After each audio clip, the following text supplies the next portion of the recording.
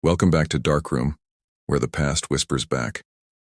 Tonight we're digging into a story so real, so raw, it'll haunt you long after the lights come up.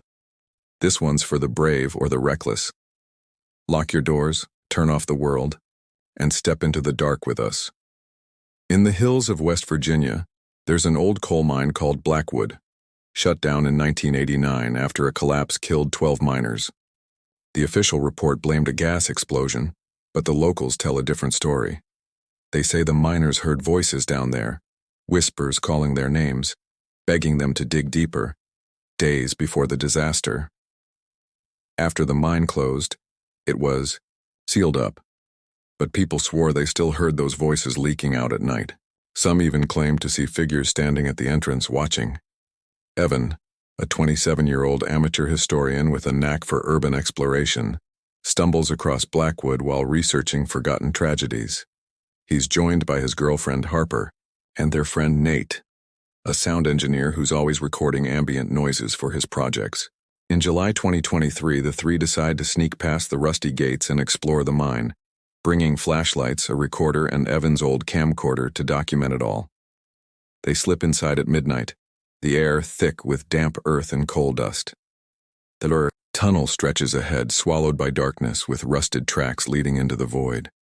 Harper whispers, "This place feels wrong, like it's holding its breath." Nate sets up his recorder, catching the drip of water and their echoing steps, while Evan films, narrating, "If there's truth down here, we're gonna find it." 10 minutes in, the temperature drops sharply.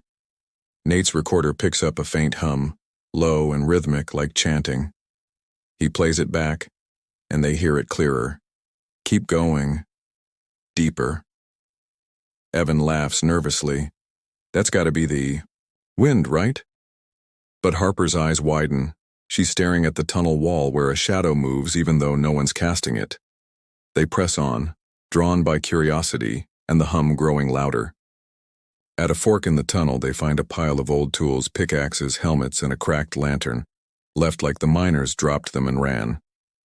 Then Nate's recorder catches something new. A scream, sharp and human, echoing from deeper down. It's not one of them. Evan swings the camcorder around, but the tunnel's empty, except for the shadow now taller stretching across the ceiling. Harper begs, "We need to leave now." But before they can turn back, the ground trembles, and dirt rains from above. The voices explode, dozens of them overlapping, shouting names, "Evan, Harper, Nate." The camcorder glitches, showing glimpses of pale faces pressed against the lens, miners, their eyes black pits, mouths open in silent screams. Nate drops the recorder as they run, the tunnel narrowing around them. The air turns suffocating, and the shadows close in, hands clawing from the walls, cold fingers brushing their necks.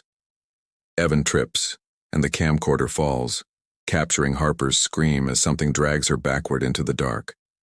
Nate pulls Evan up and they stumble out, collapsing by the entrance as the mine groans behind them. Morning comes and a hiker finds the camcorder and recorder near the gate. Harper's gone. No trace. No sound. The footage shows her vanishing into a wall of shadow, while the audio catches one last whisper. "You left her. But we're still here." Now locals say Blackwood Mine hums louder than ever, and if you stand too close, you'll hear your own name called from below. That's the latest chill from Darkroom. Feel that shiver down your spine? That's the truth creeping in. If this one's got you checking your shadows, hit that like button, share it with your friends, and subscribe to Darkroom for more bone-deep terror every week. Ring that bell. The dark's calling your name next. This is Darkroom signing off.